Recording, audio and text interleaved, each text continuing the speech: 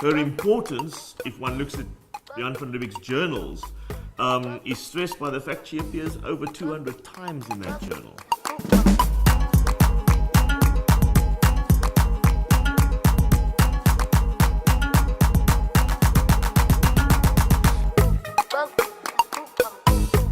All we know about the indigenous people of that time was through her eyes and Van Riebeeck's pen.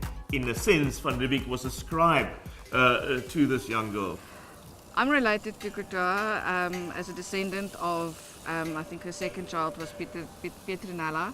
She went to live in Mauritius and married Daniel Simon. I'm related to Krotoa. She is my ninth great grandmother. I have 5 Khoi ancestors. I have 26 slave ancestors, and then a whole array of European ancestors along with that. When Krotoa was employed by Jan van Riebeeck and his wife, she firstly was defined simply as a servant. And so her talents that van Riebeeck, in a sense, harvested was her lingualism. History tends to project her as this person who is almost like a collaborator. But you've got to look at the fine print of the commander's journal. And in that fine print, he uses a peculiar phrase which I had to go and research in itself. He says Krotoa is drawing the longbow again.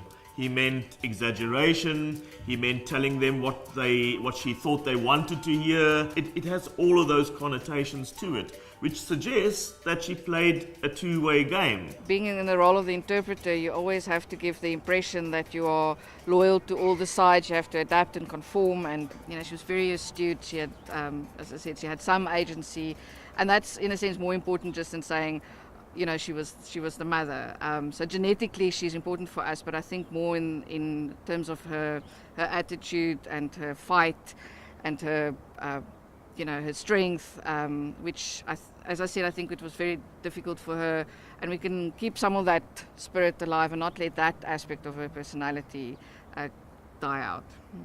I think there's a legacy for women in that here is a role model, exceptional, extraordinaire, that one can look back and say, wow, she navigated the worst of male worlds and the worst of things that could be thrown at her, and she could be remembered still 360 years later.